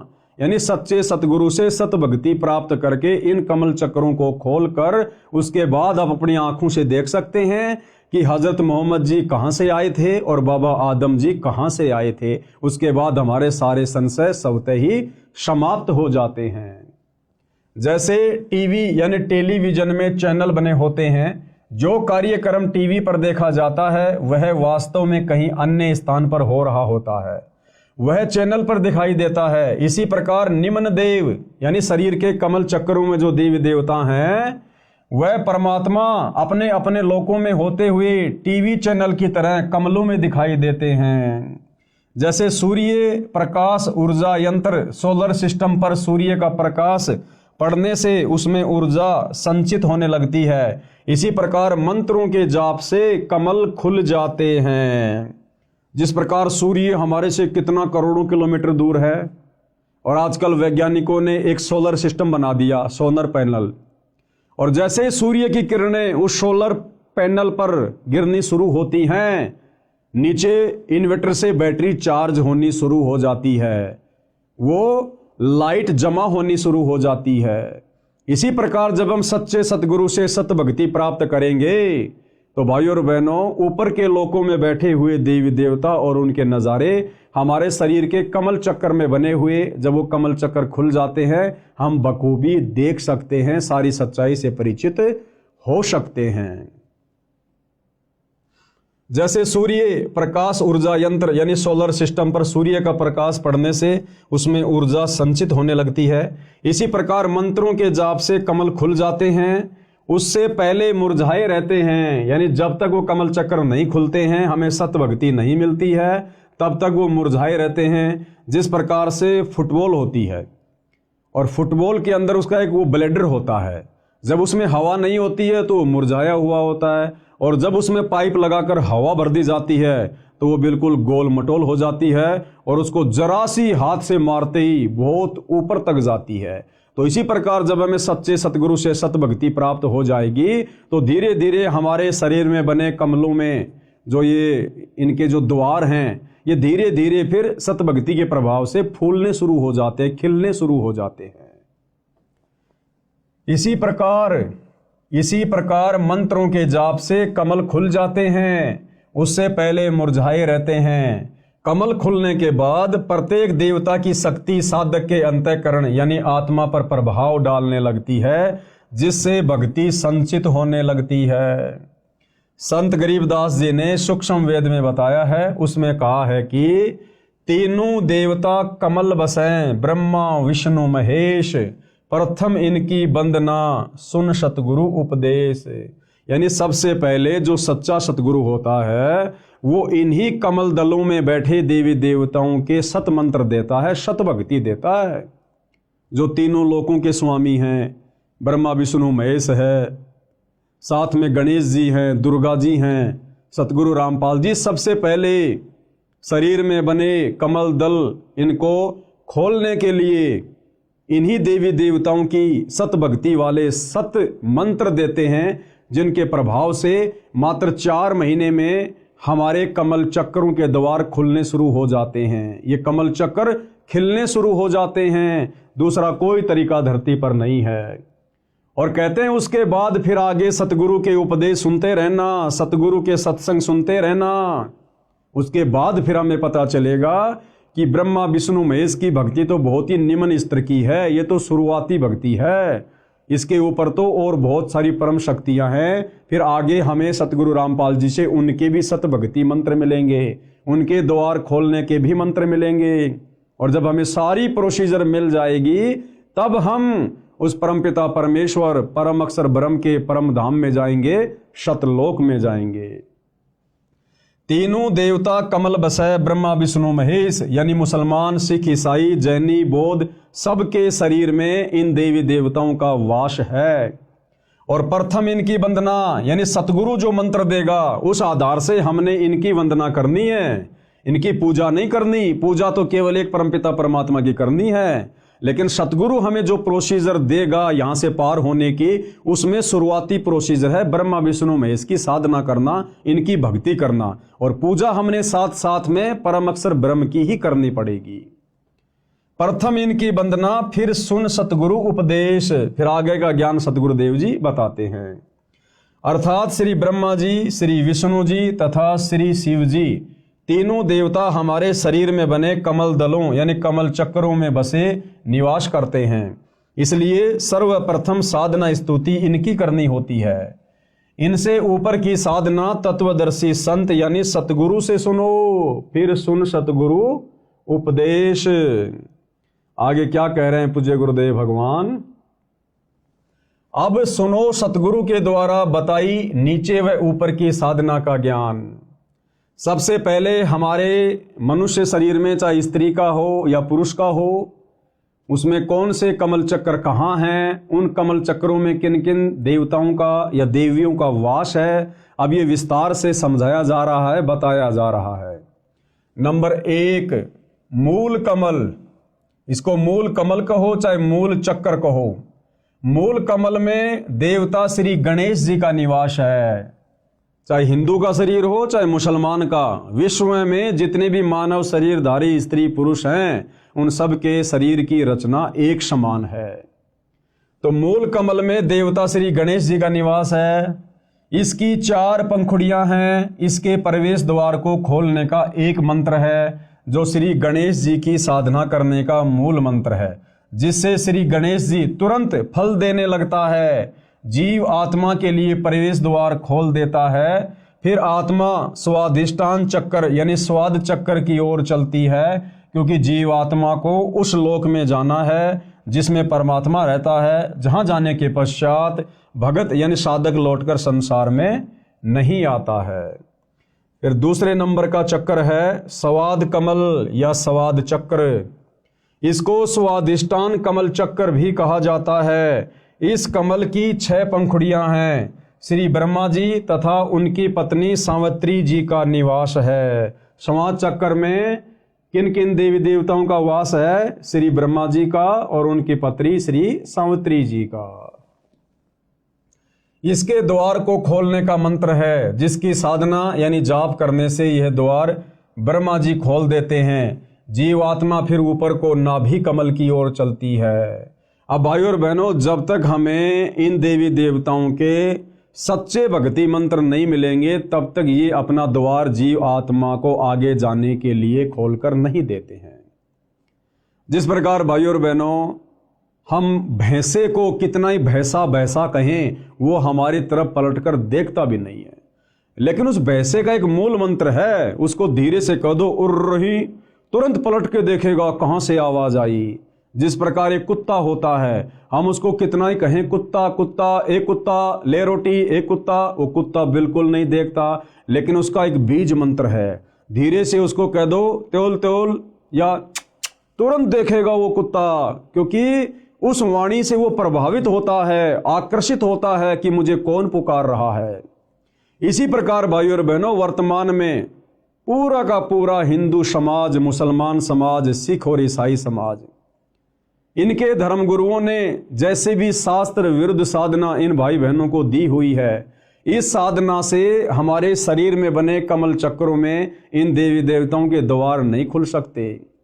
खाली राधे राधे बोलने से, हरे रामा हरे कृष्णा करने से, जय गणेश देवा करने से, ओम जय जगदीश हरे करने से, ये तो इनके नाम है। जैसे भैंसे को भैंसा भैंसा को नहीं देखेगा, कुत्ते को कुत्ता कुत्ता को नहीं देखेगा, इसी प्रकार आप इन देवी देवताओं के कितने भी नाम जपो, ये आपकी तरफ ध्यान भी नहीं देंगे।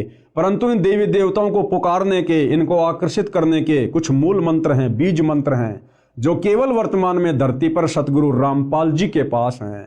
और जब हम उन मंत्रों का जाप करेंगे तो ये हमारे लिए वो द्वार भी खोल देंगे, और ये हमारी हर आवश्यकता को परमपिता परमेश्वर जी के आशीर्वाद से पूरा करेंगे, पूरा।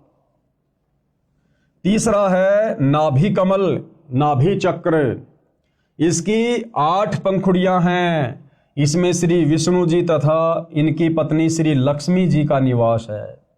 इसका द्वार भी बंद रहता है। इसे खोलने का भी एक मंत्र है, जिसका जाप करना होता है, जो इन देव देवी को शीघ्र प्रभावित यानी प्रसन्न कर देता है। ये भी जीवात्मा के लिए द्वार खोल देते हैं। फिर जीवात्मा हृदय कमल की ओर ऊपर को चलती है। चौथे नंबर पर है हृदय कमल, हृदय चक्र। इसकी 12 पंखुड़ियां हैं। इसमें श्री शिव जी तथा इनकी पत्नी श्री पार्वती जी का निवास है। इसका द्वार भी बंद रहता है। इस द्वार को खोलने का एक मंत्र का जाप करना पड़ता है। यह मंत्र इन देव देवी को विशेष आकर्षित करता है। ये प्रसन्न होकर मार्ग दे देते हैं। फिर आत्मा ऊपर को कंठ कमल की ओर चलती है।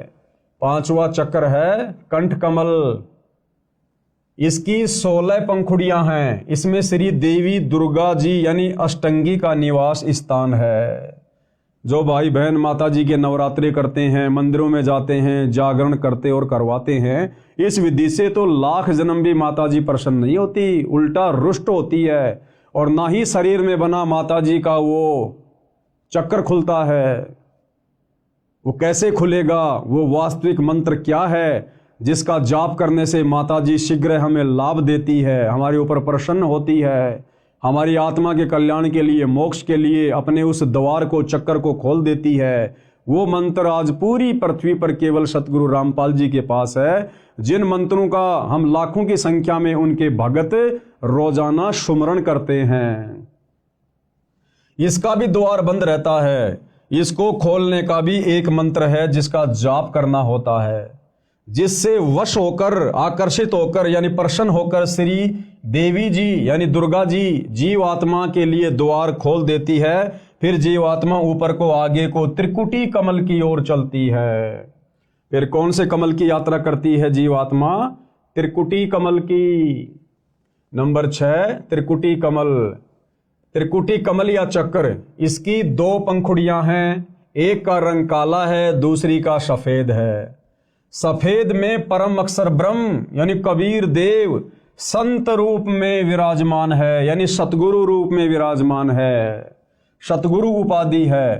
काले रंग वाली में काल ब्रह्म भी संत रूप में विराजमान है।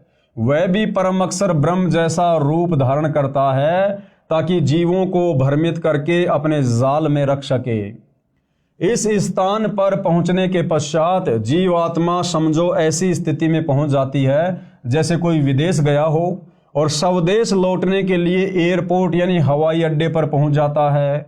वहां से जहां जहां जाना होता है उसको उसी वायुयान में बैठा दिया जाता है। यहां से सीधा जीवात्मा को धर्मराय यानी न्यायाधीश यानी तीनों लोकों में जो सबका अकाउंट करता है, न्यायाधीश जिसको धर्मराय धर्मराज भी कहते हैं, उसकी दरगाह यानी न्यायालय में यानी उसके ऑफिस में ले जाया जाता है। वहां सबका धर्म कर्मों व पाप कर्मों का हिसाब लेखा जोखा होता है। इसके बाद जैसे कोई श्री विष्णु जी का भगत है उसको विष्णु जी के लोक में भेजा जाता है। जो श्री शिव जी का उपासक है उसे शिव जी के लोक में भेजा जाता है। जो अन्य देवता का पुजारी है उसे उसके पास भेजा जाता है। जो माता श्री देवी दुर्गा जी का साधक यानी भगत है, साधिका है, उसे श्री देवी जी के लोक में भेजा जाता है। अन्य जो पापी हैं उनको नरक या अन्य प्राणियों के शरीरों में भी कर्मानुसार भेज दिया जाता है। और जिन लोगों ने खाली ब्रह्मा विष्णु महेश तक की साधना की, माता जी तक की साधना की, वो भाई और बहनों उनके लोकों में कब तक रहेंगे? जब तक उन्होंने मनुष्य जन्म में रहकर जैसा भी दान पुण्य किया, धर्म किया, भक्ति की, जितनी उन्होंने अपनी भक्ति वाली बैटरी चार्ज की, तब तक ही वो आत्माएं श्री ब्रह्मा के लोक में, श्री विष्णु के लोक में, श्री शिव जी के लोक में, गणेश जी के लोक में, माता जी के लोक में थोड़े बहुत समय के लिए रह सकते हैं। और जैसे उनकी भक्ति समाप्त होगी, दान धर्म की कमाई समाप्त होगी, उसी समय उनको वहाँ से उनकी मृत्यु करके नरक में पटक दिया जाएगा। फिर 84 लाख योनियों में डाल दिया जाएगा। फिर इस पृथ्वी पर कभी उनको मनुष्य जन्म प्राप्त होगा। और ये चक्कर भाइयों और बहनों, जब तक हमें सच्चा सतगुरु तत्वदर्शी संत नहीं मिलता है तब तक असंख्य युगों से अनवरत बार बार चलता रहता है, जिसको जन्म और मरण की प्रक्रिया कहते हैं। 7वां कमल है सहस्त्र कमल। इस कमल की 1000 पंखुड़ियां हैं। इनमें काल ब्रह्म, कौन है ये काल ब्रह्म? जब आप सृष्टि रचना पढ़ेंगे सतगुरु रामपाल जी के मुख से इस पुस्तक में या यूट्यूब पर वीडियो देखकर, तो आपको पता चलेगा कि ये काल ब्रह्म कौन है जो सहस्त्र कमल चक्कर में रहता है। यही है वास्तव में सारे फसाद की जड़, जिसने हम सबको सतलोक से यहाँ नीचे पटक दिया अपने जाल में फंसाकर। ये दुर्गा का पति है ये काल ब्रह्म, ये ब्रह्मा विष्णु महेश का ये पिताजी है काल ब्रह्म, जो यहाँ सबको भ्रमित करके रखता है। तो ये कहाँ रहता है? इस शरीर में बने इन कमलों में। ये सहस्त्र कमल चक्कर में रहता है। इस कमल की 1000 पंखुड़ियां हैं। इसमें काल ब्रह्म यानी ज्योति निरंजन का निवास है। इस काल ब्रह्म को ज्योति निरंजन भी कहते हैं, जो ब्रह्मा विष्णु महेश का पिता है, दुर्गा का पति है। यह कमल ब्रह्मलोक का चैनल है। ब्रह्मलोक में जाने का प्रवेश द्वार ब्रह्मरंध्र कहलाता है। ये भी बंद रहता है। इसको खोलने का 2 अक्षर का मंत्र है, उसका जाप करना होता है। और ये 2 अक्षर का जाप भाई और बहनों, जिसको सतनाम भी कहते हैं, ये आज वर्तमान में इस पृथ्वी पर केवल सतगुरु रामपाल जी के पास है। और यदि किसी अन्य ने उनसे उपदेश लेकर मनमुखी रूप से आगे देना भी शुरू कर दिया होगा तो वो कार्य नहीं करेगा, क्योंकि इस मंत्र को देकर जाप करवाने के अधिकारी केवल सतगुरु रामपाल जी हैं। और अधिकारी से उपदेश लिए बिना यदि आप इस मंत्र का मनमुखी रूप से जाप करेंगे, ये उल्टा आपको रिएक्शन देगा, आपको पॉजिटिव दिशा में लेकर नहीं जाएगा। विशेष संपूर्ण अध्यात्म ज्ञान न होने के कारण साधक यानी भगत ओम नाम का जाप विधि से नहीं करता है। यानी इस ब्रह्म की जो साधना है उसकी भी एक विधि है, इसकी साधना की भी कुछ मर्यादाएं हैं, और ये मर्यादा केवल सतगुरु रामपाल जी बताएंगे। इस कारण से उसे देवलोक प्राप्त होता है। यानी ओम नाम का जाप करने वाला काल ब्रह्म के ब्रह्मलोक में जाता है। लेकिन ओम नाम के जाप की वास्तविक विधि क्या है, नियम और मर्यादा क्या है, ये पता ना होने के कारण ओम नाम का जाप करने वाला भी देवी देवताओं के ही लोक में चला जाता है, उस काल ब्रह्म के ब्रह्मलोक तक नहीं पहुंच पाता है। इस कारण से उसे देवलोक प्राप्त होता है। जैसे ओम नमः शिवाय, ओम भागवते वासुदेवाय नमः आदि आदि जाप करते हैं। अकेला ओम नाम से भी ब्रह्मरंध्र नहीं खुलता, यह सत्य नाम से खुलता है। सतनाम 2 अक्षर का है। ब्रह्मरंध्र न खुलने के कारण उसको विष्णु लोक में या शिव लोक में भेजा जाता है, क्योंकि ओम नाम का जाप करने वाले इसका तड़का अपने इष्ट देव के मंत्र के साथ अवश्य लगाते हैं। जैसे ऊपर 2 मंत्र लिखे हैं, फिर पृथ्वी पर राजा बनाया जाता है, फिर पशु योनि में जाता है। इससे आगे 2 कमल और हैं, नंबर 8 अष्टदल कमल और नंबर 9 शंख कमल। इनका विवरण नहीं लिखूंगा, गुरुदेव भगवान कह रहे हैं अब 8वें अष्टदल कमल का और 9वें शंख कमल का वर्णन यहां इस पुस्तक में नहीं लिखूंगा। यह रहस्य उपदेशी को समझाया जाता है। ये रहस्य, ये जानकारी केवल उन्हीं को प्राप्त है जो सतगुरु रामपाल जी से उपदेश लेकर भक्ति करते हैं, क्योंकि यह गुप्त मंत्र है, गुप्त जानकारी है। यह रहस्य उपदेशी को समझाया जाता है। उपरोक्त सब कमल चक्रों को खोलने के जो मंत्र हैं वे केवल दास यानी लेखक रामपाल दास के पास हैं, यानी सतगुरु रामपाल जी के पास हैं। मोक्ष के इच्छुक प्रत्येक मानव को इन कमलों को खोलकर ही मोक्ष प्राप्त होता है। दूसरा कोई तरीका धरती पर नहीं है, चाहे मनमुखी साधना शंकराचार्य जी से लेकर करते रहिए। कमल चक्रों को 2 विधि से खोला जाता है। हमारे शरीर में बने कमल चक्र किन 2 विधियों से खोले जाते हैं उसका गुरुदेव भगवान वर्णन कर रहे हैं। नंबर 1 ध्यान समाधि का अभ्यास करके हठ योग मार्ग से। और ये जो साधना है भाई और बहनों, ध्यान समाधि वाली, हठ योग वाली, तप वाली, ये चारों वेदों और गीता जी के विपरीत है। इस विधि को अपनाने से भी साधक को पूर्ण मोक्ष नहीं मिलता है। ये विधि अति कठिन है, आम आदमी इस विधि को नहीं कर सकता। एक जीवन में 1 या 2 कमल चक्कर खुल पाते हैं। इसके विषय में पूरी जानकारी नहीं होने से साधक यानी भगत उसी एक कमल चक्कर में आसक्त होकर वहां का नज़ारे देखने लग जाता है। कुछ सिद्धियां प्राप्त हो जाती हैं, उन्हीं से प्रसिद्धि प्राप्त करके जीवन नष्ट कर जाता है। दूसरी विधि क्या है इन शरीर में बने कमल चक्रों को खोलने की? नाम के जाप से। दूसरी विधि क्या है? मंत्र जाप से, नाम जाप से। नामों का जाप करके सब कमल खोले जाते हैं। ये विधि सरल व शास्त्रोक्त होने से कारगर है, यानी ये शास्त्र विधि के अनुसार है। इस विधि को आम आदमी आसानी से कर सकता है। ये कार्य करते करते भी की जा सकती है, यानी मंत्रों का जाप अपना दैनिक कार्य करते करते भी किया जा सकता है। जो सूक्ष्म वेद में बताया है, गरीबदास जी ने कहा है, नाम उठत नाम बैठत नाम सोवत जागबे, नाम खाते नाम पीते नाम सेती लागबे। यानी ये विधि शास्त्रों के अनुसार भी है, ये विधि सहज भी है और ये विधि अंत में कारगर भी है।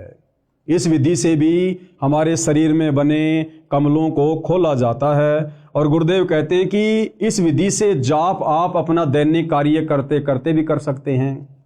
ड्राइवर अपनी गाड़ी चला रहा है और आसानी से इन मंत्रों का जाप भी कर सकता है। देखो, ड्राइवर गाड़ी चलाता है और आगे पीछे वालों से बातें भी करता रहता है, गप्पे भी मारता रहता है। इसी प्रकार वो गप्पे ना मारकर, इधर उधर की बातें ना करके सच्चे सतगुरु से उपदेश लेकर इन मंत्रों का वो स्मरण भी कर सकता है अपने मन ही मन में, या धीरे धीरे बोलकर, और अपनी गाड़ी भी चला सकता है। जैसे बहुत सारे भाई बहन गाड़ी चलाते रहते हैं, साथ में धीरे धीरे गाने वाने भी गाते रहते हैं। तो गाने वाने ना गाकर सच्चे सतगुरु से इन मंत्रों का उपदेश लेकर अपनी गाड़ी भी चलाओ, अपने मंत्रों का भी जाप करो। इसलिए कहते हैं, नाम उठत नाम बैठत नाम खाते नाम सोते, यानी इन मंत्रों का हम दैनिक कार्य करते करते बड़ी आसानी से जाप कर सकते हैं और हर प्राणी इस विधि से भक्ति आसानी से कर सकता है। नाम उठत नाम बैठत नाम सोवत जागरे, नाम खाते नाम पीते नाम सेती लागबे।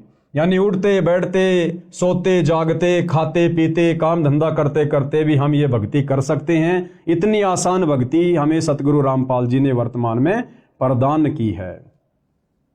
अर्थात नाम का जाप कार्य करते करते किया जा सकता है। यजुर्वेद अध्याय 40 मंत्र 15 में कहा है। अब देखो, यजुर्वेद अध्याय 40 मंत्र 15 में भी ये विधि बताई गई है। अब बताओ भाई और बहनों, हमारे धर्म गुरुओं ने तो हमारे को कभी भी ये विधि नहीं बताई, क्योंकि हमारे धर्म गुरुओं को स्वयं इस विधि से भक्ति का ज्ञान नहीं था। अब सतगुरु रामपाल जी ने आकर पूरा रहस्य उजागर किया है। तो यजुर्वेद अध्याय 40 मंत्र 15 में क्या कहा गया है? ओम कृत्यो समर किलबे समर कृत्युम समर, अर्थात ओम नाम का जाप कार्य करते करते कर, विशेष लगन यानी तड़प के साथ तथा मानव जीवन का मुख्य कर्तव्य मानकर जाप कर। और गीता अध्याय 8 श्लोक 5 व 7 में कहा है कि हे अर्जुन, तू युद्ध भी कर मेरा सुमरण भी कर। अब भाई और बहनों, युद्ध से कठिन कार्य कोई नहीं हो सकता, और जब युद्ध करते करते भी नाम सुमरण करने की सलाह दी गई है, तो आम व्यक्ति तो दैनिक जीवन के कार्य करते करते, जो कि युद्ध से बहुत ही आसान होता है, इन मंत्रों का जाप कर सकता है। विचार करो, क्या कह रहे हैं आगे गुरुदेव कि पुण्यात्माओं विचार करो, युद्ध से कठिन कार्य कोई नहीं होता। भक्ति उस दौरान भी की जानी चाहिए, अर्थात साधना नाम जाप वाली कारगर है। नाम का जाप 3 वर्ष के बच्चे से लेकर वृद्ध तक आसानी से कर सकता है।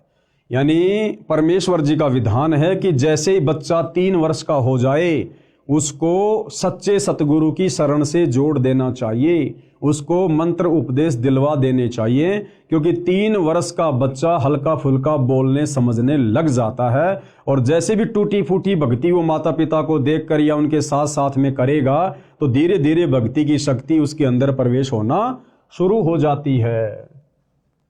अर्थात साधना नाम वाली कारगर है। नाम का जाप 3 वर्ष के बच्चे से लेकर बूढ़े तक आसानी से कर सकता है। कार्य करते करते भी कर सकता है, चलते फिरते भी कर सकता है, लेटा लेटा व बैठकर भी नामों का जाप कर सकता है। विशेष दूसरे शब्दों में मंत्र के जाप का ऐसे प्रभाव देवी देवताओं पर होता है जैसे सर्प ने डसने के लिए फन फैला रखा होता है। सर्प वश करने की विद्या जानने वाला यानी गारुड़ मंत्र बोलकर सर्प को विवश कर देता है, जिसके प्रभाव से सर्प अपना फन इकट्ठा करके रास्ता छोड़कर चल देता है। इसको परमेश्वर कबीर जी ने बहुत अच्छे तरीके से समझाया है। कबीर जैसे फनपति यानी सर्प, जैसे फनपति मंत्र सुन राखे फन सकोड़, ऐसे बीरा मेरे मंत्र नाम से काल ब्रह्म लेवे मुंह मोड़। एक गारुड़ होता है भाइयों और बहनों, वो कुछ मंत्रों को सिद्ध कर लेता है, और जो सर्प होता है अपना फन उठाकर जब किसी को डसने की स्थिति में होता है, तो गारुड़ जब उस मंत्र का बार बार जाप करता है तो सर्प के ऊपर उन मंत्रों का इतना प्रभाव होता है कि विवश होकर वो फणपति सर्प भी अपने फन को समेटकर और दूसरे रास्ते निकल लेता है। इसी प्रकार जब हम सतगुरुदेव भगवान के द्वारा दिए गए इन शतभक्ति मंत्रों का जाप करते हैं तो मोक्ष मार्ग में सबसे बड़ी बाधा जो ये काल ब्रह्म है, ज्योति निरंजन है, ये भी विवश हो जाता है हमारे को सतलोक का रास्ता देने के लिए। कबीर जैसे फनपति सरप मंत्र सुन राखे फन सकोड़, ऐसे बीरा मेरे मंत्र नाम से काल ब्रह्म लेवे मुंह मोड़। अर्थात कबीर परमेश्वर जी ने कहा है कि जैसे सरप ने डसने के लिए फन उठा रखा होता है तो गारुड़ मंत्र जाप कर देता है, जिससे प्रभावित होकर सरप फन इकट्ठा करके चला जाता है। ऐसे ही मेरे द्वारा दिए नाम मंत्र के जाप से काल ब्रह्म मुरझा जाता है, मार्ग नहीं रोक पाता। इसी प्रकार कमलों के मंत्र के जाप से ये सब देवी देव मार्ग छोड़ देते हैं। एक अन्य उदाहरण दे रहे हैं गुरुदेव भगवान हमें समझाने के लिए। जैसे गांव के व्यक्ति भैंस को गर्भ धारण करवाने के लिए भैंसे की खोज में जाते हैं, क्योंकि भैंसा कहीं घास चर रहा होता है। भैंस वाला भैंसे को बुलाने के लिए उसका मूल मंत्र बोलता है, जिससे भैंसा इतना प्रभावित होता है कि वह पूरी गति से उस मंत्र को बोलने वाले की ओर खिंचा चला आता है। फिर उसे भैंस दिखाई देती है, भैंस को गर्भ धारण करता है, उसका वह मंत्र है कुर्र कुर्र, जैसे हुर्र हुर्र कहते हैं ना अपन, उर्र रही। तो इस प्रकार से भैंसा तुरंत उस मंत्र के वशीभूत होकर दौड़कर चला आता है। और इसके विपरीत यदि हम उसको भैंसा भैंसा कहेंगे तो वो बिल्कुल भी नहीं देखता है। यदि भैंसा भैंसा बोलो तो भैंसा यानी झोटा बिल्कुल टस से मस नहीं होता। इसी प्रकार भाइयों और बहनों, ये ब्रह्मा विष्णु महेश जी को आप इनके नामों से कितना ही पुकारो, श्री ब्रह्मा, श्री विष्णु, श्री शंकर देवाय नमः, ओम श्री विष्णु देवाय नमः, राधे राधे, ये आपकी तरफ बिल्कुल भी ध्यान नहीं देंगे, भक्ति का कोई लाभ इनकी तरफ से नहीं मिलेगा। लेकिन जब हम इनके मूल मंत्र, बीज मंत्र सतगुरु रामपाल जी को सतगुरु धारण करके करेंगे, सुमरण करेंगे, तो ये उस भैंसे की तरह वशीभूत होकर तुरंत अपने भगत की तरफ दौड़ पड़ेंगे कि क्या आपत्ति आ गई, इस आत्मा को किस वस्तु की आवश्यकता है। इसी प्रकार विष्णु विष्णु आदि नाम से श्री विष्णु देवता टस से मश नहीं होता, परंतु जो मंत्र दास बताता है यानी सतगुरु रामपाल जी हमें बताएंगे, उससे खींचा चला आता है और पूर्ण लाभ देता है। इस प्रकार अन्य देवों की स्थिति जानो। अध्यात्म मार्ग के कुछ नियम हैं जिनका पालन करना अनिवार्य है। अब भाइयों और बहनों, मान लो हमें सच्चे सतगुरु तत्वदर्शी संत सतगुरु रामपाल जी की सत भक्ति, उनकी शरण भी प्राप्त हो गई। उन्होंने हमें ये बीज मंत्र भी दे दिए, मूल मंत्र भी दे दिए इन समस्त देवी देवताओं को जिन जिन की हमें आवश्यकता है। और यदि हमने मर्यादा नहीं रखी, हमने नियमों में रहकर, सतगुरु के वचन में रहकर इन मंत्रों का जाप नहीं किया, तो भी भाइयों और बहनों ये देवी देवता किसी भी प्रकार से उन मंत्रों का जाप करने से विवश नहीं होंगे, हमारी तरफ उनका खिंचाव बिल्कुल भी नहीं बनेगा।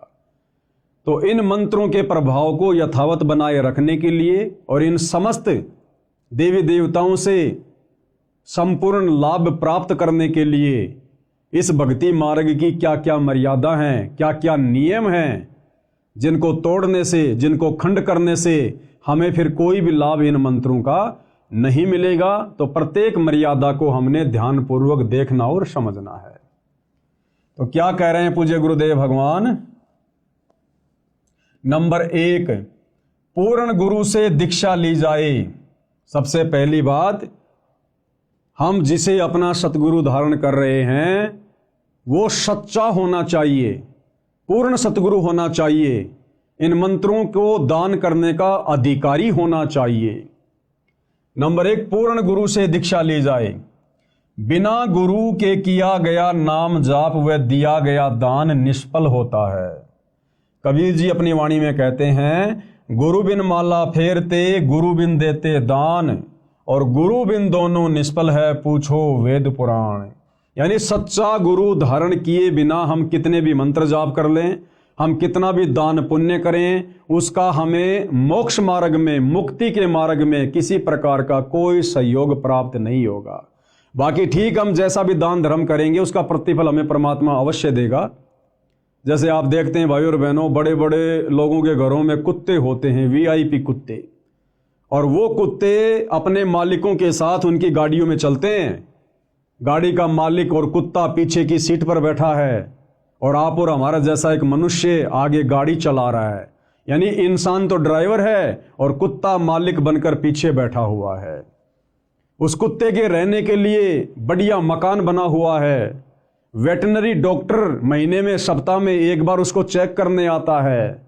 गर्मी में उस कुत्ते के लिए एसी की सुविधा है, सर्दियों में हीटर की सुविधा है, और हर प्रकार से उसको नहलाया जाता है, हर प्रकार से उसकी देख रेख की जाती है। अब भाइयों और बहनों, वो कुत्ते वाली आत्मा कौन है? जो सुविधा वर्तमान में 80% मानव शरीरधारी स्त्री पुरुषों को प्राप्त नहीं है, वो सुविधा उस कुत्ते के शरीर में उस प्राणी को प्राप्त है। क्यों? क्योंकि वो कुत्ते वाली जीव आत्मा वही है जिसका पहले मनुष्य शरीर था, स्त्री या पुरुष का, और उसने बहुत सारा दान धर्म किया, उसने मंत्रों का जाप भी किया, भंडारे भी किए, कंबल भी बांटे, परंतु उसने सच्चा सतगुरु नहीं बनाया। उसने सच्चा सतगुरु धारण करके उन मंत्रों का जाप नहीं किया, दान पुण्य नहीं किया, बिना गुरु के भक्ति करता रहा, दान पुण्य करता रहा। तो बिना गुरु के भक्ति करने से, दान पुण्य करने से उसको मनुष्य जन्म प्राप्त नहीं हुआ। और उस दान पुण्य के प्रतिफल में, क्योंकि वो तो भगवान देता है, किसी का रखता नहीं है, उस दान पुण्य के प्रतिफल में उसको अगला जन्म मिल गया कुत्ते का, और बड़े सेठ के घर में मिल गया। तो जो उसने मनुष्य जन्म में दान पुण्य किया था, उसका प्रतिफल उस सेठ के घर में कुत्ते के रूप में जन्म प्राप्त करके वो कुत्ता उठा रहा है। अगर वो भली आत्मा जब मनुष्य शरीर में था और जो दान पुण्य धर्म वो कर रहा था, अगर साथ में गुरु भी धारण कर लेता तो उसको मनुष्य जन्म भी मिलता और सारी की सारी वो सुविधा मिलती। अब तो वो उस कुत्ते के जन्म में अपनी पूर्व जन्म की भक्ति कमाई खा रहा है, अगला जन्म उसका हो गया सूअर का। बताओ फिर उसको कौन गाड़ियों में घुमाएगा, कौन उसकी देख रेख करेगा, कौन उसको नहलाएगा? फिर वो लक 84 योनियों में चला जाएगा। तो कबीर जी हमें समझाते हैं कि गुरु बिन माला फेरते, यानी गुरु धारण किए बिना जो व्यक्ति मंत्र जाप करता है, और गुरु बिन देते दान, गुरु धारण किए बिना जो व्यक्ति दान पुण्य करता है, गुरु बिन दोनों निष्फल हैं, उनका कोई यूज नहीं होगा। भाई पूछो वेद पुराण, हमारे धर्मशास्त्र भी इस बात की गवाही दे रहे हैं। अर्थात कबीर जी ने कहा है कि गुरु बिन नाम सुमरण करना व दान देना व्यर्थ है। अपने वेदों व पुराणों में पढ़ लो, कमलों के मंत्रों का जाप करना जीवात्मा के कल्याण की सच्ची साधना है। इसमें न कोई धर्म नया बनता है, न कोई धर्म छोड़ना है। किसी भी धर्म का मानव, स्त्री पुरुष इस साधना को कर सकता है।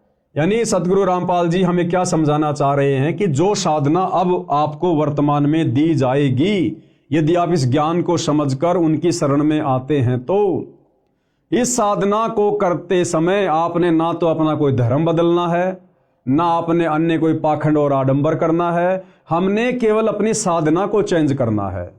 भले आप वर्तमान में मुसलमान धर्म में हैं, हिंदू धर्म में, सिख और ईसाई धर्म में हैं, आपने वो धर्म वरम नहीं छोड़ना, कुछ नहीं छोड़ना। आपने केवल साधना का स्वरूप चेंज करना है। हम जो पहले शास्त्र विरुद्ध साधना कर रहे थे, मनमुखी साधना कर रहे थे, मनमुखी मंत्रों का जाप कर रहे थे, अब हमने अपनी उस साधना को शास्त्र अनुकूल करना है, सच्चे सतगुरु को धारण करके।